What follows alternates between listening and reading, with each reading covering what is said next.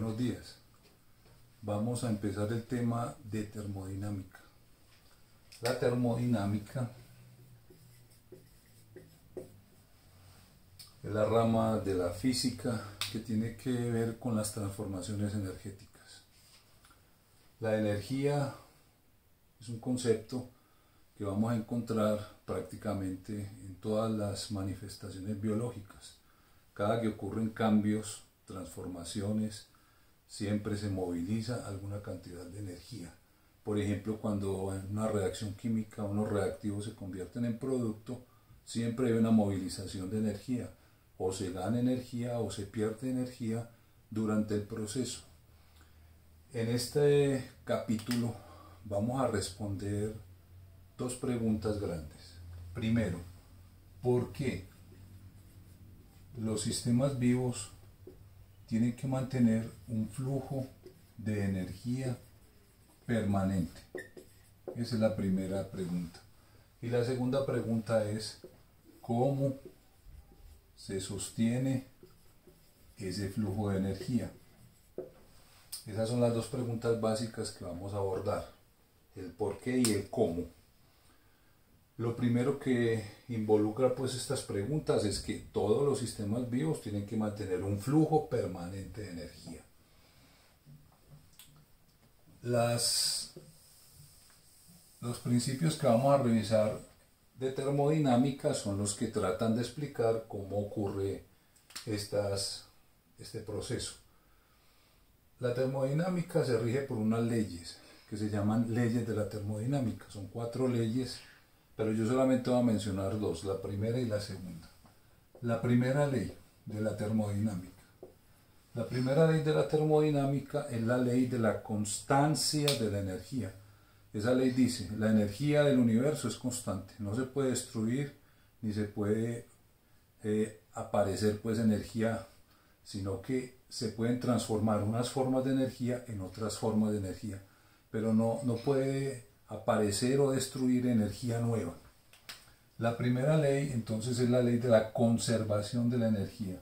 Eso que plantea que si tenemos un sistema vivo y ese sistema no puede hacer aparecer energía de la nada y tiene que mantener un flujo de energía, esa energía la tiene que obtener del entorno.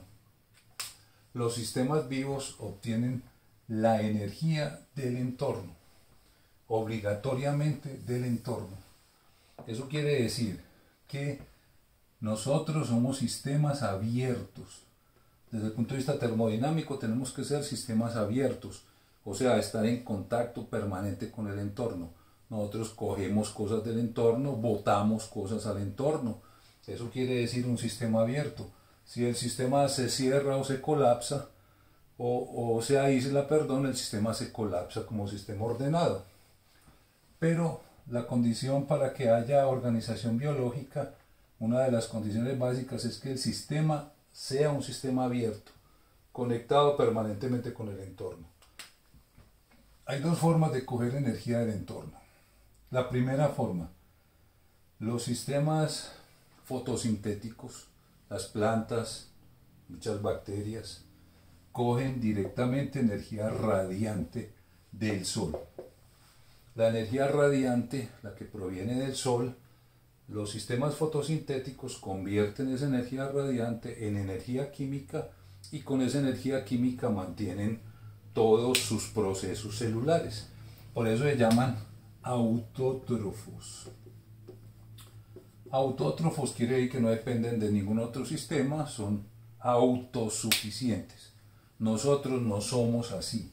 Nosotros sí dependemos, porque nosotros tenemos que consumir moléculas combustibles.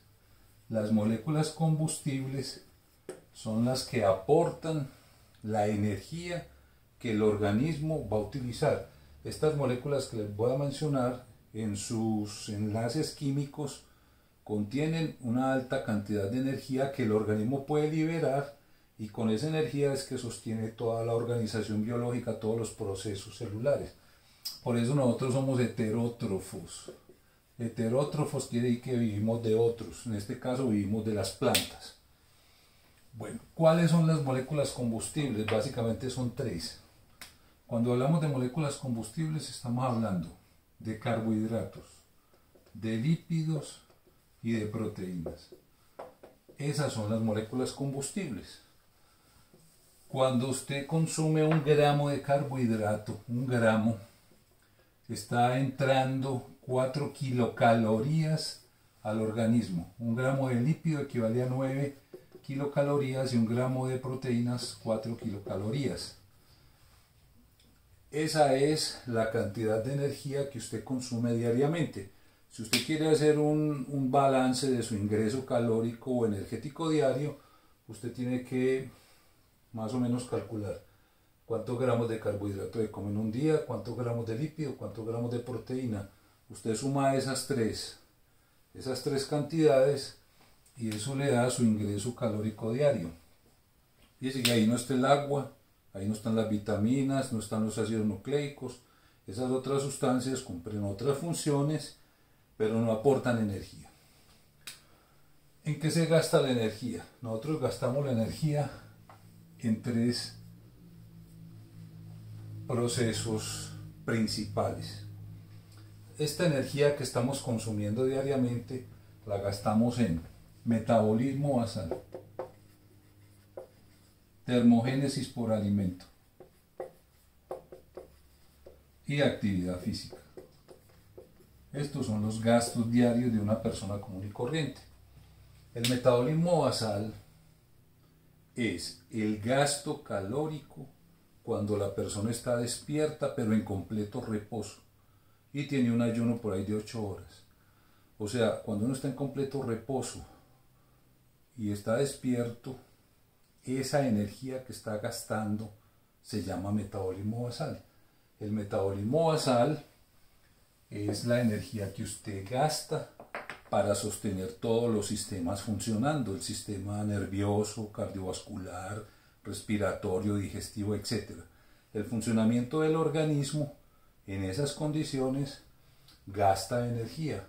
Esa energía se llama metabolismo basal y eso tiene que venir de los depósitos. Si usted no está comiendo, eso tiene que venir de alguna fuente porque eso es una pérdida obligatoria, no es una pérdida voluntaria.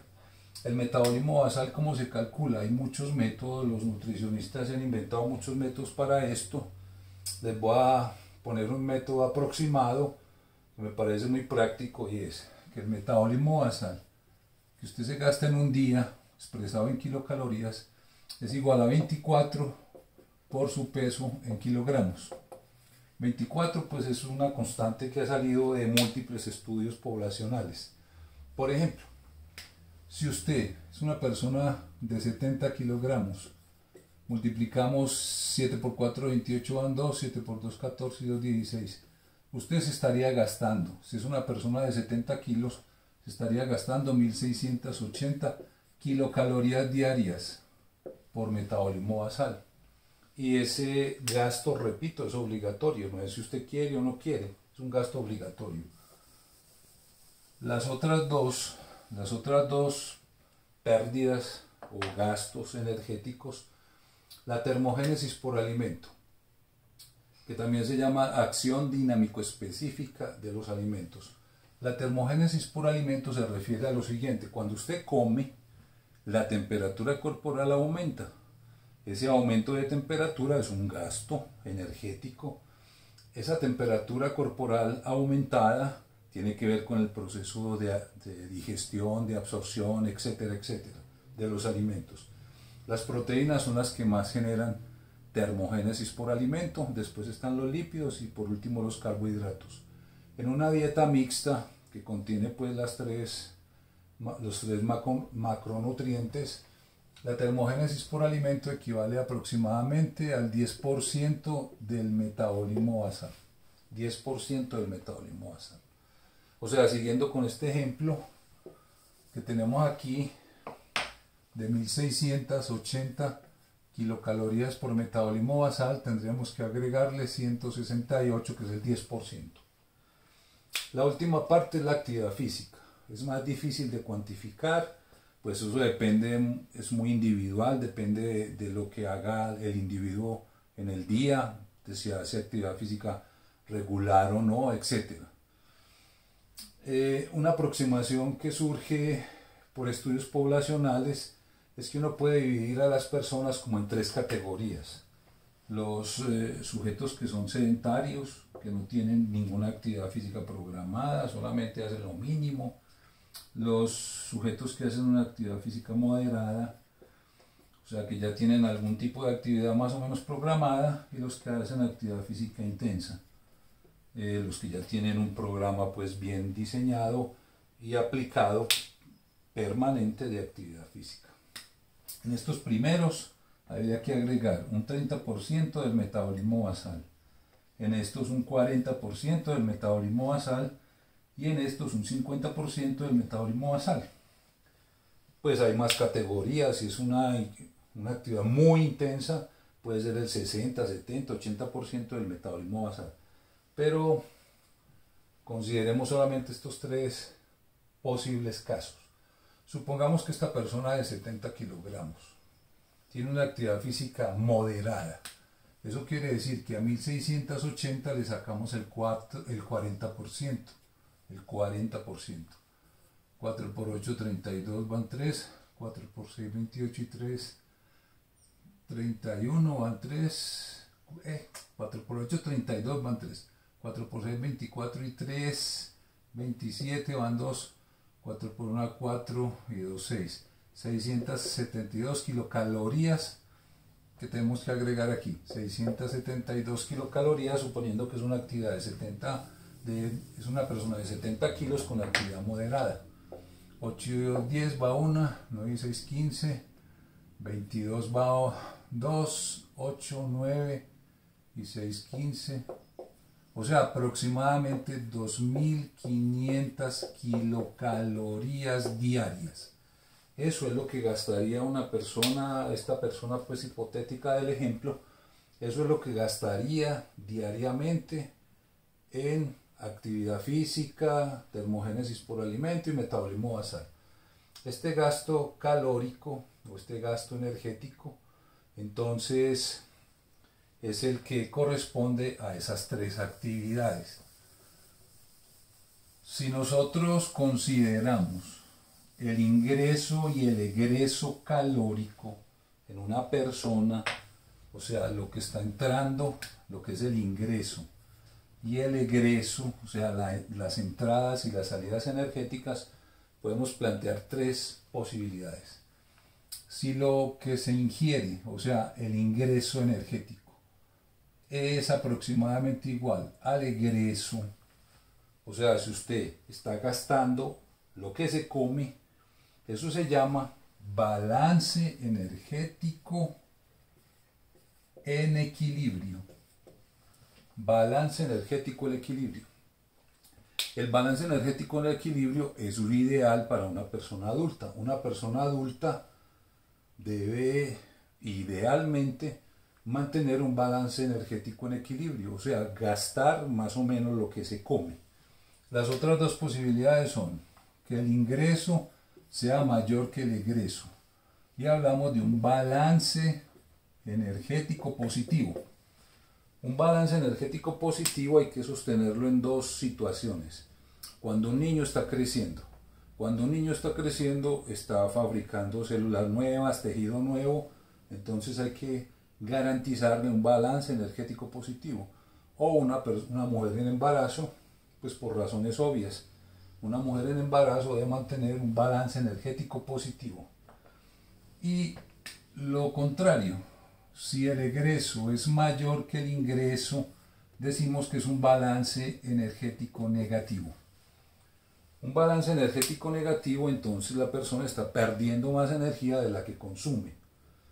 Un balance energético negativo inexplicado, o sea, si la persona no ha hecho ningún cambio en la dieta, no tiene una actividad física programada que antes no tenía, etc.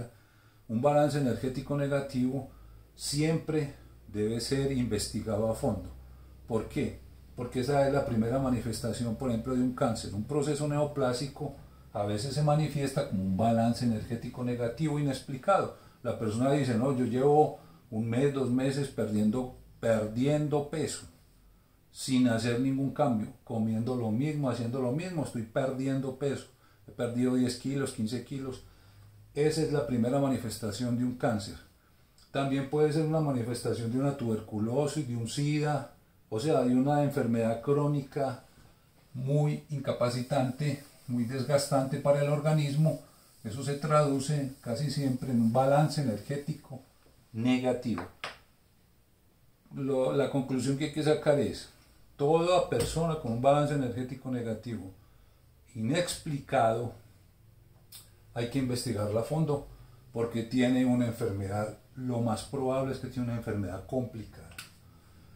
Cuando una persona acumula 7.600 kilocalorías extras, o sea, tiene un superávit de 7.600 kilocalorías, eso quiere decir que se ha ganado 1 kilogramo de tejido adiposo. 1 kilogramo de tejido adiposo almacena 7.600 kilocalorías. Y la contraparte: si usted quiere perder 1 kilogramo de tejido adiposo, tiene que acumular un déficit energético de 7.600 kilocalorías. Por eso perder peso no es tan fácil como parece. ¿Por qué las moléculas que les puse ahorita aquí, los carbohidratos, los lípidos y las proteínas, por qué estos se consideran combustibles celulares y por qué otras sustancias no? ¿Cuál es la razón química que hay detrás? Existe una razón química. Estas moléculas se caracterizan porque tienen una relación hidrógeno-carbono mayor que 1. ¿Qué quiere decir eso? Que son formas de carbono muy hidrogenadas. Hidrogenadas quiere decir que tienen muchos enlaces tipo CH. Cuando una molécula orgánica tiene un alto contenido de hidrógeno, eso hace que sea un buen combustible. Y si tiene menos oxígeno, mejor combustible. Entonces, estas sustancias se caracterizan es por eso. La relación hidrógeno-carbono es mayor que 1. ¿Y qué se desprende de ahí? Que cuando el carbono está muy hidrogenado, se comporta como un excelente agente reductor. Ustedes se acuerdan que un agente reductor es el que cede electrones con facilidad. Estas sustancias son excelentes agentes reductores. Mientras más hidrogenado esté el carbono, mejor agente reductor es.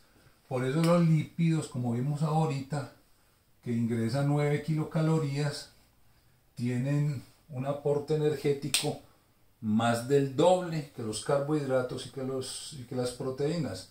Porque los lípidos, ustedes se acuerdan de los ácidos grasos. Los ácidos grasos son cadenas hidrocarbonadas largas y tienen muy poquito oxígeno. Cada ácido graso apenas tiene dos átomos de oxígeno. Por eso los lípidos son mucho mejores combustibles que los otros compuestos.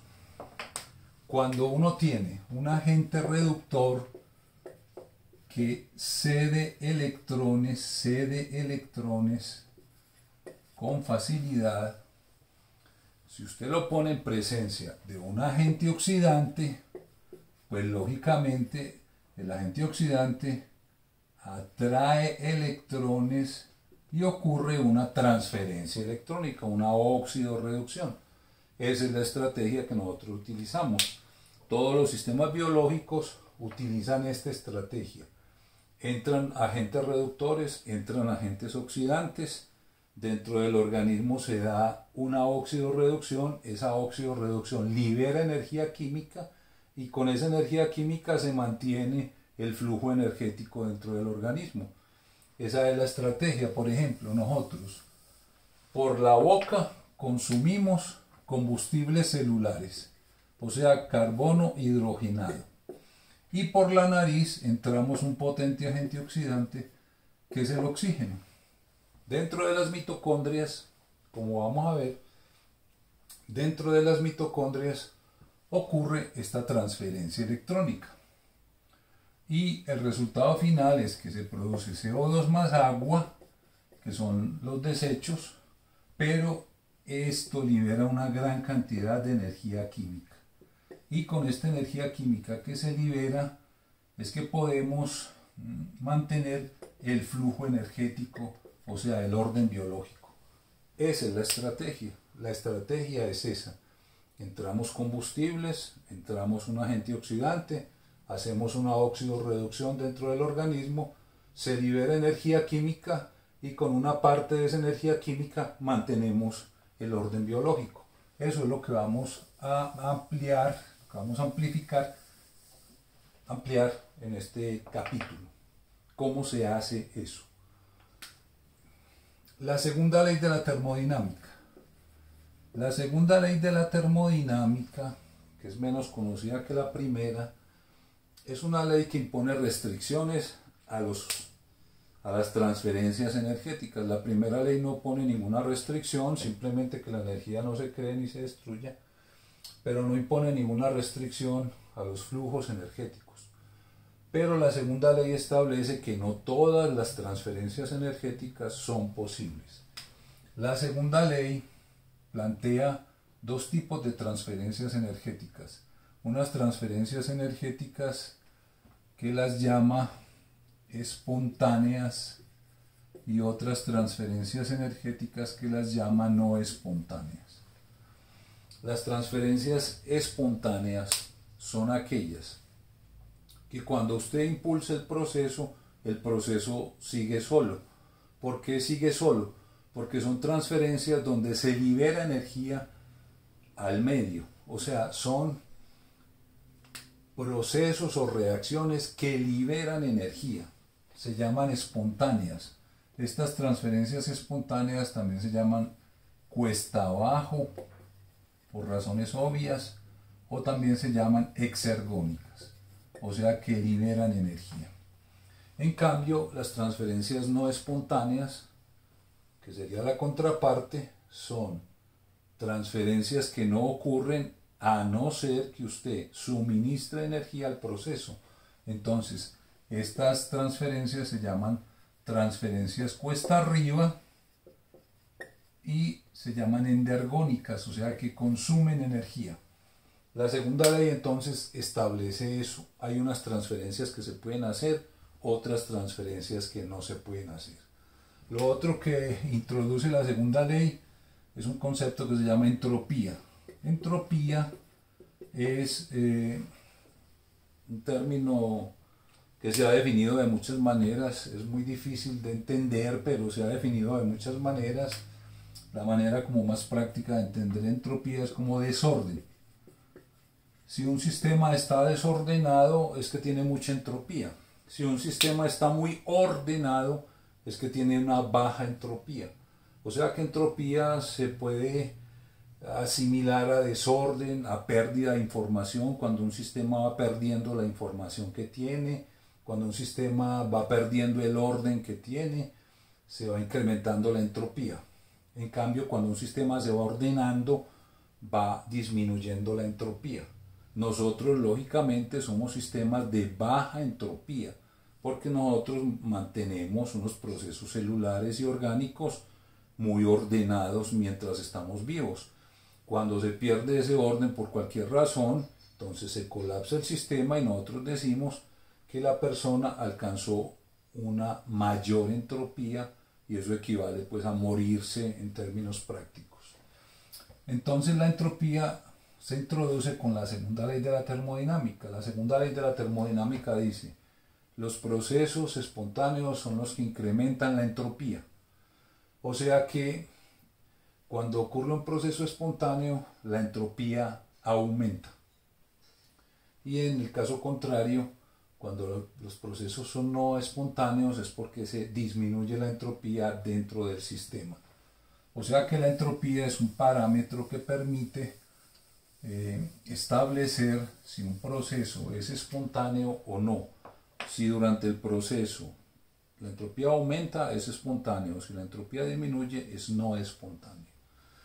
La segunda ley también establece lo siguiente: Cuando yo les mencioné ahorita que un gramo de carbohidratos libera 4 kilocalorías, un gramo de lípidos libera 9 kilocalorías y un gramo de proteína libera 4 kilocalorías, estas kilocalorías que se liberan tienen un nombre, se llama, esa energía que se libera se llama energía de combustión.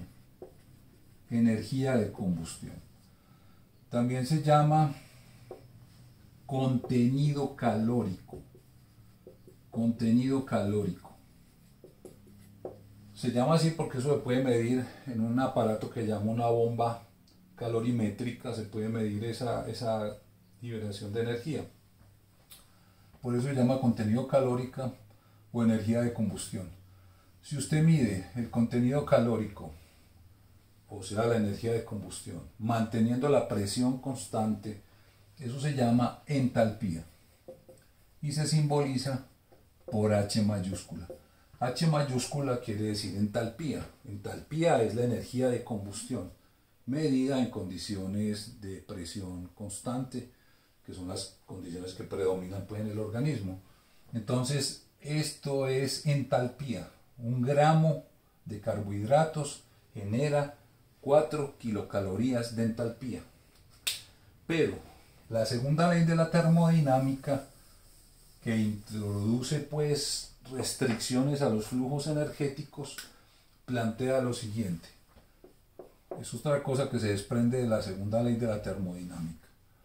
Cuando en un proceso ocurre un cambio de entalpía, recuerden que delta, ya lo había mencionado previamente, la letra delta mayúscula, quiere decir productos menos reactivos. Eso quiere decir, o final menos inicial. Eso quiere decir delta. Cuando nosotros tenemos un proceso, una reacción química, y le medimos el cambio de entalpía, la segunda ley de la termodinámica establece que no toda la entalpía que se libera en un proceso se puede utilizar dentro de la célula, dentro del organismo. Eso quiere decir que cuando uno está oxidando combustibles, la entalpía que se libera, o sea, esas 4 kilocalorías o 9 kilocalorías, el organismo solamente puede quedar con una parte de esa energía. Esa parte con la que se queda el organismo se llama energía libre, energía útil o energía de Gibbs. Este es el apellido de un señor norteamericano que fue el que primero sistematizó esto. Por eso se simboliza por G mayúscula. G mayúscula quiere decir energía libre, energía útil, energía de Gibbs. ¿Qué quiere decir energía útil? Que esta es la parte de la entalpía que el organismo puede utilizar para impulsar procesos endergónicos. Los procesos endergónicos son procesos que consumen energía, como dijimos al principio. Entonces, para impulsar procesos endergónicos se utiliza la energía útil. La energía útil, por eso se llama así, porque la célula la puede aprovechar. Pero indefectiblemente, de acuerdo con la segunda ley de la termodinámica, una parte de la entalpía se disipa como energía no útil. Esa parte la vamos a cuantificar con este término, la temperatura absoluta multiplicada por la entropía. La temperatura absoluta por la entropía nos da la cantidad de energía que proviene de la entalpía que no es útil y que nosotros generalmente disipamos como calor. Por eso nosotros irradiamos energía calórica permanentemente. Todo el tiempo estamos botando energía calórica al ambiente. Esa energía calórica es una parte de la entalpía que se liberó durante la combustión de los combustibles, pero que el organismo no puede aprovechar. Entonces nosotros liberamos esa energía al medio y esa energía calórica, por eso nosotros eliminamos calor. Usted se siente en un asiento y calienta el asiento, esa es energía calórica. Más o menos entre el 40 y el 50% de la entalpía la podemos utilizar, o sea, más o menos la mitad la podemos utilizar, la otra mitad la eliminamos como calor. Como habíamos mencionado ahorita, entonces usted puede separar la entalpía en estos dos términos, energía útil y energía no útil. Ahorita habíamos mencionado que la entropía, en un proceso espontáneo, la entropía debe aumentar. Si usted considera la entalpía como una constante, la entalpía de una reacción química es una constante, todo lo que aumente la entropía disminuye la energía libre.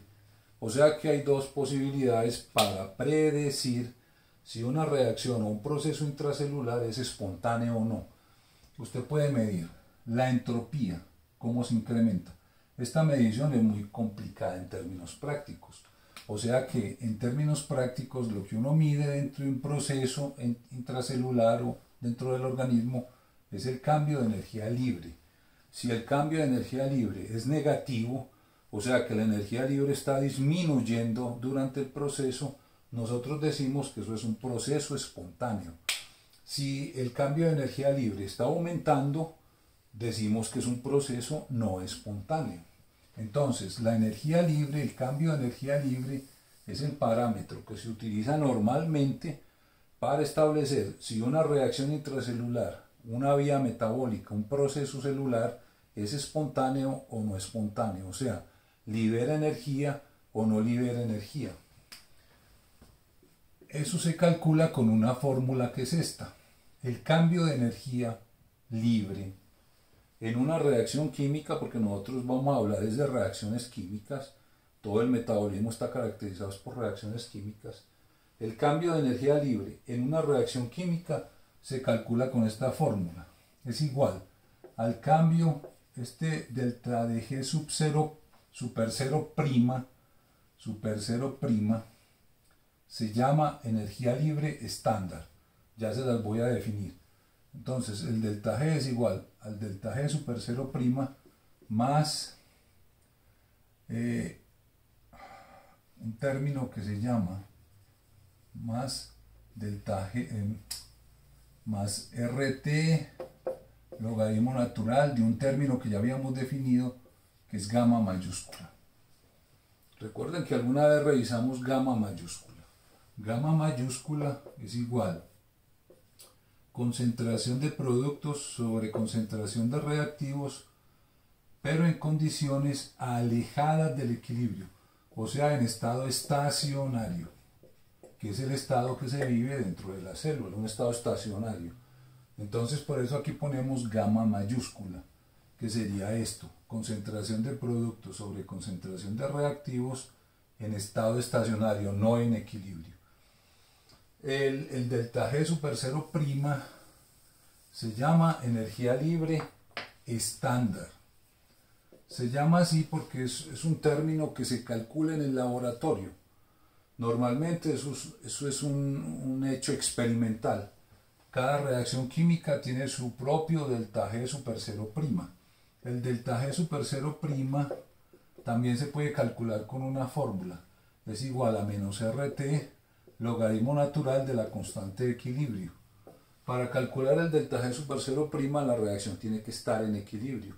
Cuando la reacción está en equilibrio, usted puede calcular la constante de equilibrio y a partir de la constante de equilibrio usted calcula este término. Por eso este término siempre es constante y depende de cada reacción química particular. Aquí aparece una constante que es R. R es la constante universal de los gases, que en este contexto vale 1.98 calorías sobre mol por grado Kelvin. Y la temperatura es la temperatura absoluta, 273 más grados centígrados. Entonces, cuando usted tiene una reacción intracelular o un proceso intracelular, usted le puede calcular el cambio de energía, que sería la suma de estos dos términos. Fíjense que le pueden plantear dos posibilidades. Si el cambio de energía, o sea, si el delta G es negativo, recuerde que delta quiere decir productos menos reactivos. Un delta G negativo quiere decir que los reactivos tienen más energía libre que los productos. O sea, si usted tiene aquí una gráfica, aquí tiene la energía libre y aquí tiene el progreso de la reacción. Una reacción con un delta G negativo se caracteriza porque usted empieza aquí con los reactivos, impulsa la reacción, o sea, pasa pues la energía de activación y los productos terminan aquí. O sea, entre los reactivos y los productos hay una diferencia. Los productos tienen menos energía libre que los reactivos. Cuando usted tiene ese caso, usted dice, eso es una reacción exergónica. En las condiciones intracelulares, ese es un proceso exergónico y se va a caracterizar porque va a liberar energía libre. Esos son los procesos exergónicos. Pero si usted tiene o sea, que es espontáneo, es un proceso espontáneo. Pero si es positivo, quiere decir que los productos tienen mayor contenido energético que los reactivos. Volvamos a pintar el gráfico. Usted tiene aquí los reactivos, pasa la energía de activación y termina aquí en los productos. Observen que los reactivos tienen menos energía libre que los productos. Esa energía libre adicional que tienen los productos, usted la tiene que suministrar del exterior. Si no la suministra, la reacción no se da. Esos son procesos cuesta arriba, son procesos endergónicos y son procesos que requieren una fuente energética para poderse dar. Entonces, esto se llama procesos exergónicos, procesos endergónicos. Si el delta G le da 0, es que esa reacción en las condiciones intracelulares está en equilibrio. Estas otras dos no están en equilibrio, pero un delta G igual a 0, o sea, cuando usted suma estos dos términos en una reacción particular, en una vía metabólica, y le da un delta G igual a 0, usted dice, esa reacción está en equilibrio.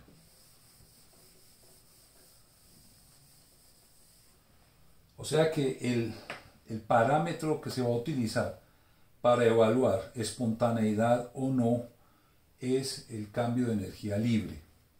Puede ser exergónica, endergónica o estar en equilibrio. Se pueden presentar las tres. Una consecuencia de la segunda ley de la termodinámica es la siguiente. Hay un proceso que pase del orden al desorden es espontáneo. Mejor dicho, si usted tiene un sistema ordenado y usted no le hace mantenimiento energético, el sistema se desordena espontáneamente hasta que alcanza un estado final que es un equilibrio termodinámico, ojo, muy distinto pues al equilibrio químico. Hablamos de un equilibrio termodinámico cuando el sistema alcanzó su máxima entropía. Si un sistema se desordena hasta alcanzar su máxima entropía, decimos que el sistema alcanzó el equilibrio termodinámico. Entonces, del orden al desorden es un proceso espontáneo, pero lo contrario, del desorden al orden es un proceso no espontáneo, que usted lo tiene que mantener con un gasto energético. Esto es lo que está ocurriendo dentro de la célula y dentro de los sistemas vivos. Nosotros tenemos que mantener una organización biológica y esa organización biológica la tenemos que mantener a expensas del gasto energético. ¿Qué tipo de energía tenemos que gastar? La energía libre, la energía útil. En resumen, los sistemas vivos son sistemas que consumen energía útil. Consumen energía útil para mantener el orden biológico. Entonces, asociando esto con lo que habíamos mencionado al principio, la estrategia de la célula es coger combustibles celulares, ponerlos en presencia de oxígeno, convertir esto en CO2 más agua, y aquí se libera cierta cantidad de entalpía. Esa entalpía entonces se descompone en dos términos: la energía útil y T por S, que es la energía no útil.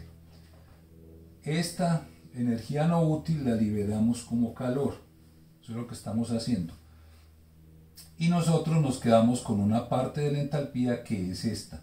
Esta parte de la entalpía es la que utilizamos para hacer trabajo celular.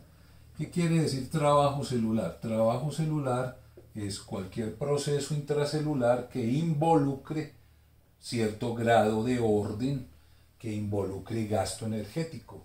Por ejemplo, el movimiento, o sea, la contracción muscular. La contracción muscular gasta energía.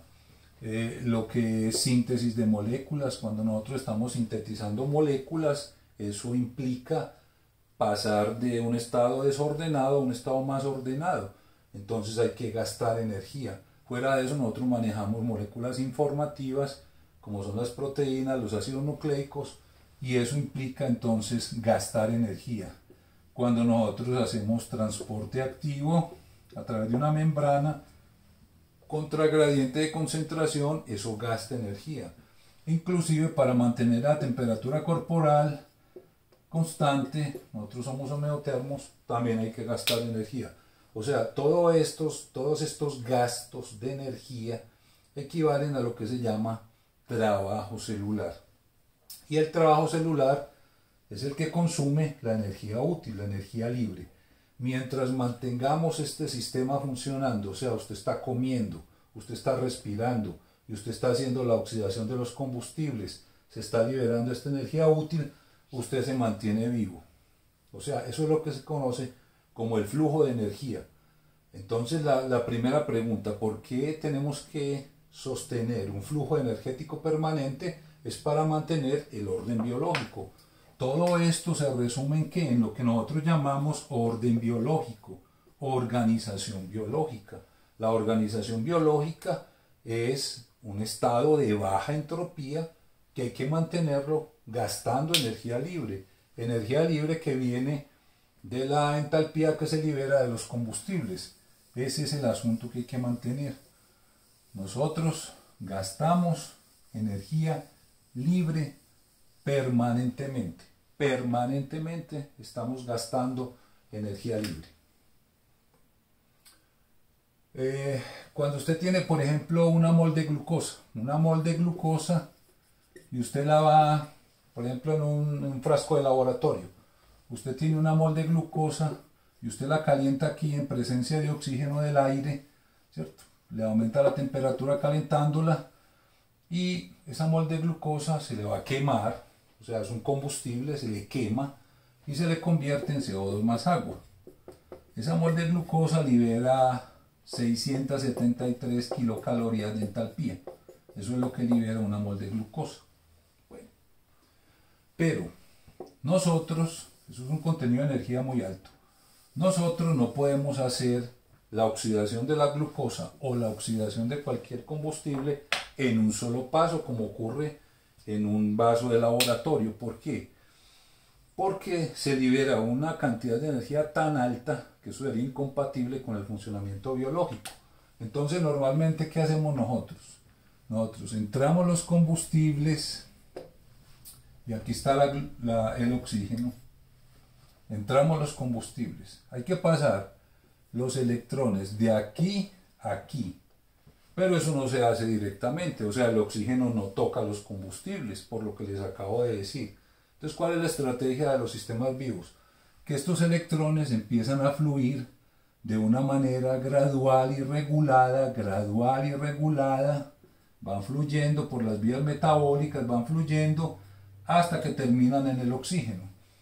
Esa forma escalonada de ir pasando los electrones a través de las vías metabólicas hasta el oxígeno permite dos cosas. Primero, que la temperatura corporal no aumente de una manera exagerada. Y segundo, que el proceso se pueda regular en múltiples partes. Y esto es lo que nosotros hacemos. Nosotros cogemos los combustibles y los combustibles van perdiendo los electrones y los electrones van pasando a través de las vías metabólicas de una manera secuencial hasta que a lo último terminan en el oxígeno molecular, pero eso se hace como último término. Entonces eso permite que el proceso sea controlado. Esa es la estrategia que vamos a revisar, y vamos a revisar cuáles son las vías metabólicas que permiten hacer esa gradualidad. ¿Cuáles son las vías metabólicas? Entonces, normalmente todos los combustibles se oxidan en una vía metabólica que se llama la ruta central de oxidación de combustibles. La ruta central de oxidación de combustibles, que está ubicada en las mitocondrias, tiene dos componentes básicos. Una vía cíclica que se llama el ciclo de Krebs. El ciclo de Krebs es la primera etapa de la ruta central de oxidación de combustibles. Los combustibles principales, que son la glucosa, los ácidos grasos y los aminoácidos, los tres combustibles principales de la célula tienen que confluir al ciclo de Krebs. O sea, los electrones que provienen de los combustibles tienen que confluir al ciclo de Krebs. El ciclo de Krebs va a liberar esos electrones, como vamos a revisar después, se los va a entregar a unas coenzimas y esas coenzimas van a pasar esos electrones a la cadena respiratoria, que es la segunda vía que involucra pues la ruta central. Esta cadena respiratoria, que la vamos a revisar a profundidad, al final de la cadena respiratoria, el último eslabón es el oxígeno molecular. Este oxígeno molecular está al final de la cadena. Cuando recibe los electrones, se junta pues con hidrógeno y se forma agua. Entonces, este es el esquema general que les estaba planteando ahorita. Los electrones van pasando gradualmente desde los combustibles hasta el oxígeno. No se puede hacer en un solo paso. Entonces, todos los combustibles tienen que confluir al ciclo, porque es ahí donde se va a hacer la primera oxidación de combustibles, o la oxidación más importante de combustibles, en el ciclo de Krebs. ¿Cómo se ingresa al ciclo? La forma principal de ingresar al ciclo es a través de un compuesto que se llama acetilo. Este radical de dos carbonos se llama acetilo. El acetilo normalmente está transportado por una coenzima que se llama coenzima A, que ya la habíamos revisado en una clase anterior. La coenzima A viene del ácido pantoténico, que es una vitamina, y el acetilo es transportado por la coenzima A. El acetilo es el que ingresa al ciclo de Krebs. Eso quiere decir que los combustibles celulares se tienen que convertir en acetilo para poder ingresar al ciclo de Krebs. Entonces, cojamos uno por uno. La glucosa. La glucosa, a través de una vía metabólica que involucra unas 10 o 11 enzimas, que se llama glucólisis, que ocurre en el citoplasma, a través de la glucosa, a través de la glucólisis, esa glucosa se va a convertir en dos moléculas de piruvato. Piruvato. El piruvato es un compuesto de 3 carbonos. El piruvato es así. Este es el piruvato. El piruvato es un compuesto de 3 carbonos. Una molécula de glucosa que tiene 6 carbonos se convierte en 2 moléculas de piruvato, cada uno tiene 3 carbonos. Esta vía metabólica se llama glucólisis. Y la glucólisis ocurre en el citoplasma y no la vamos a revisar aquí. Eso lo van a revisar en el segundo semestre cuando vean metabolismo de carbohidratos. Pero aquí lo que me interesa es la conexión que existe entre la glucosa y el piruvato. ¿Por qué? Porque este piruvato después se descarboxila, se convierte en acetilo y esa es la forma en que la glucosa ingresa al ciclo de Krebs. Primero se convierte en piruvato, El piruvato se convierte en acetilo y el acetilo ingresa al ciclo de Krebs. Los ácidos grasos. Con los ácidos grasos pasa algo parecido. Los ácidos grasos hay que meterlos a las mitocondrias. En las mitocondrias sufren un proceso de oxidación que se llama beta-oxidación. Y la beta-oxidación implica que los ácidos grasos se convierten directamente en acetilo. Es una vía metabólica que no la vamos a revisar aquí tampoco, pero esa es la forma en que los ácidos grasos se convierten en acetilo para poder entrar al ciclo. Los aminoácidos también sufren un proceso que llama catabolismo de los aminoácidos. El catabolismo de los aminoácidos, como son 20 aminoácidos los que hay que someter a este proceso, es un proceso pues mucho más complejo y más diversificado, pero muchos aminoácidos cuando se someten a un catabolismo y se van a trabajar como combustibles, muchos se convierten en acetilo o en otros intermediarios del ciclo. Pero de todas maneras, los combustibles tienen que entrar al ciclo de Krebs. Y de esa manera es que los combustibles se oxidan. Y esto es lo que vamos a revisar a profundidad después. Por ahora me interesa lo siguiente. Esta reacción del piruvato me interesa acentuar un poquito esta reacción. Cuando usted tiene una molécula de piruvato, que esta es la molécula de piruvato, esta es la molécula de piruvato que viene de la glucosa. La molécula de piruvato se convierte en acetilo, que este es el acetilo, se le pega la coenzima A y se libera un CO2. Esta molécula de CO2 se libera durante el proceso. Esta reacción es supremamente importante porque es la única reacción que permite que los carbohidratos ingresen al ciclo de Krebs. Después ustedes van a ver en segundo semestre que cuando usted consume galactosa, por ejemplo, la galactosa se convierte en glucosa. Si usted come fructosa, la fructosa se convierte en glucosa. O sea, el combustible de carbohidratos universal y más importante es la glucosa.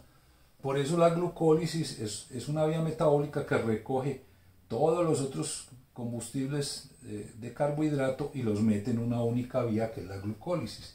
O sea que el piruvato es la forma en que termina todo el metabolismo de carbohidratos, termina en piruvato.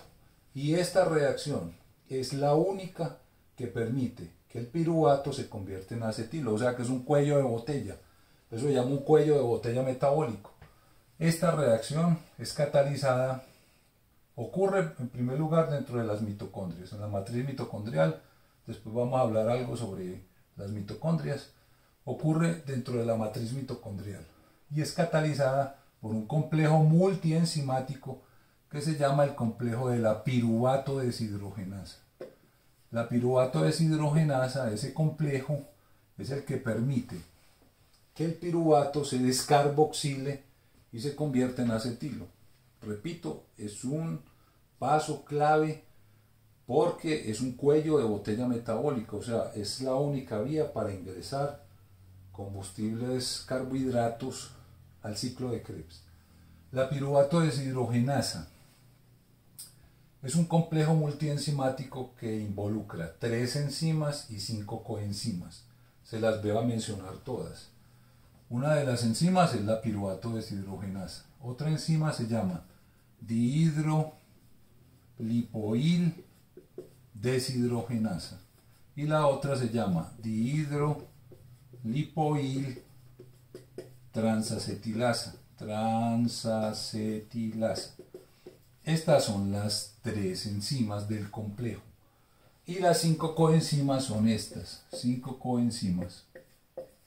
Las 5 coenzimas son el NAD, el FAD, la tiamina pirofosfato, la coenzima A y una coenzima que no hemos mencionado que se llama ácido lipoico. Ácido lipoico. Estas 5 coenzimas se requieren para hacer esta reacción, que aparentemente es una reacción muy sencilla, pero que realmente no es tan sencilla, es una reacción mucho más compleja de lo que aparece pues a primera vista. Si ustedes miran la lista de las 5 coenzimas, el ácido lipoico es una coenzima que nosotros sintetizamos dentro del organismo. No proviene pues de una vitamina, sino que nosotros la sintetizamos. Pero estas otras 4 son coenzimas que provienen de vitaminas. El NAD, de la niacina, la riboflavina, de la tiamina y del ácido pantoténico. O sea, esta es una reacción muy demandante en términos nutricionales, porque se necesitan 4 coenzimas que provienen de vitaminas para que esta reacción se dé. Por eso, cuando una persona tiene un beriberi, cuando una persona tiene una pelagra, esta reacción es uno de los blancos que se bloquea, pues es una de las reacciones que se bloquea en esas enfermedades que les mencioné anteriormente. Esto es una reacción muy demandante en términos energéticos. El ácido lipoico, como les digo, es la única de las 5 coenzimas que nosotros sintetizamos directamente dentro de la célula. Por eso quería hacer énfasis en esta reacción por la trascendencia que tiene y porque esta reacción lo más probable es que no la vean en segundo semestre. Bueno, lo que sigue es revisar las vías metabólicas, revisar el ciclo de Krebs, revisar la cadena respiratoria y revisar todo el metabolismo con la producción pues, de energía. La última idea que quiero dejar, porque eso lo voy a dejar para otra clase, la última idea que quiero dejar es la siguiente.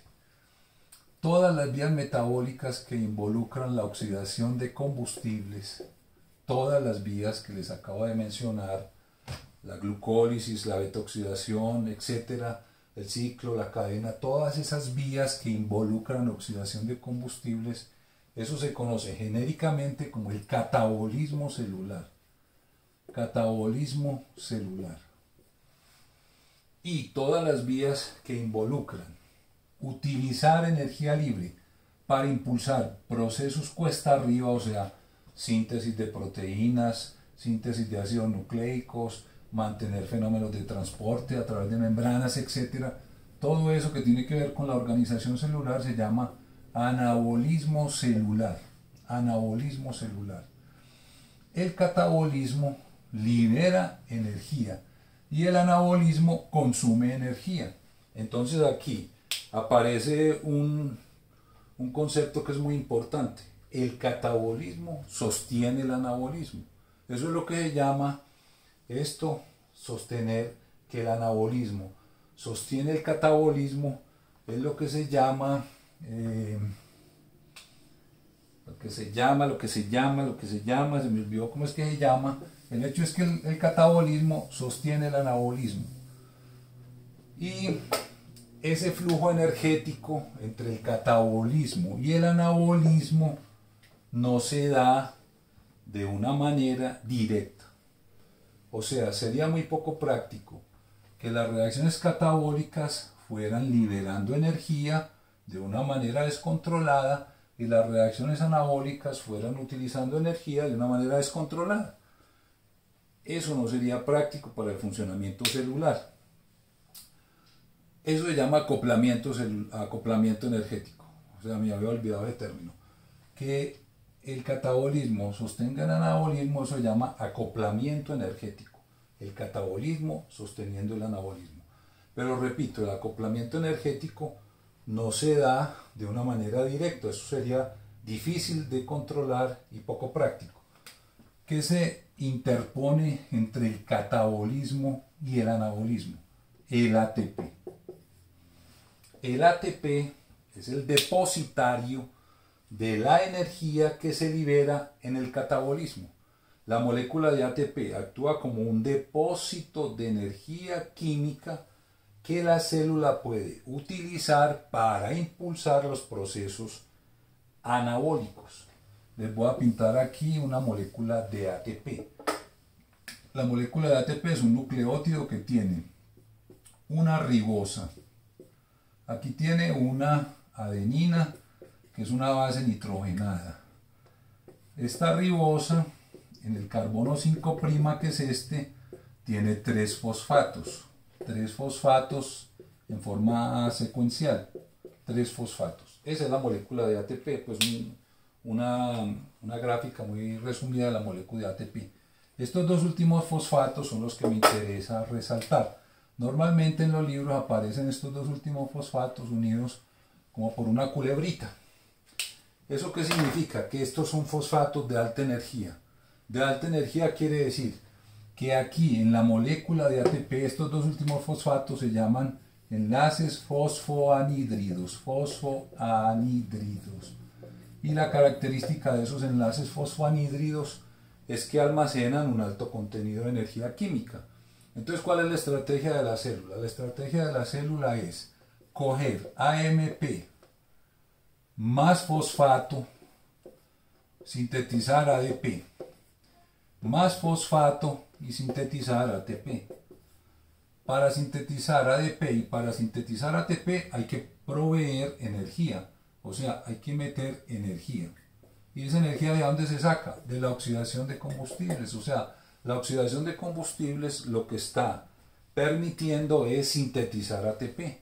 Y el ATP es el que mantiene la energía química ahí para cuando la célula lo utilice. Cuando la célula necesita energía, hace el proceso contrario.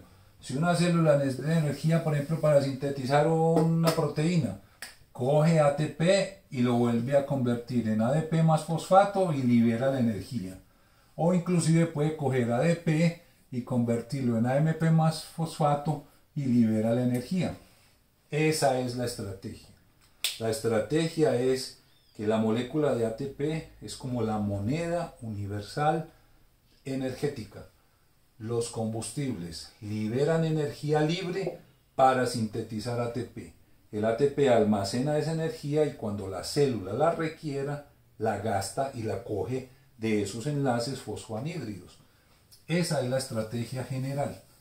Entonces, la próxima vez, o sea, en otro video, les voy a explicar cómo es que la célula en las mitocondrias oxida combustibles para sintetizar ATP. Eso es lo que vamos a ver en la próxima ocasión.